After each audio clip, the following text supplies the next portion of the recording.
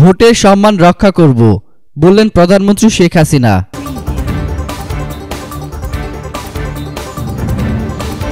একাদশ জাতীয় সংসদ নির্বাচনে নৌকা মার্কায় ভোট দিয়ে আওয়ামী লীগকে টানা তৃতীয়বারের মতো সরকার গঠনের সুযোগ দেওয়া জনগণকে ধন্যবাদ দিয়েছেন দলটির সভাপতি প্রধানমন্ত্রী শেখ হাসিনা। গতকাল বিকেলে রাজধানীর ঐতিহাসিক সোহরাওয়ার্দী উদ্যানে আওয়ামী লীগ আয়োজিত মহাসমাবেশে সভাপতির বক্তৃতাকালে শেখ হাসিনা এই কথা বলেন। শেখ হাসিনা বলেন, যারা আমাদের ভোট দিয়েছেন এবং যারা ভোট দেননি সবাইকে ধন্যবাদ। তবে আমরা যেহেতু সরকার গঠন করার সুযোগ পেয়েছি, জনগণের সেবা করার সুযোগ পেয়েছি, আমরা সবার তরে সবার জন্য কাজ করব। প্রধানমন্ত্রী বলেন, বাংলার মানুষ আমাদের ভোট দিয়েছে। কামার, জেলে, কৃষক, শ্রমিক, মজুর সকল স্তরের মানুষকে আমি ধন্যবাদ জানাই।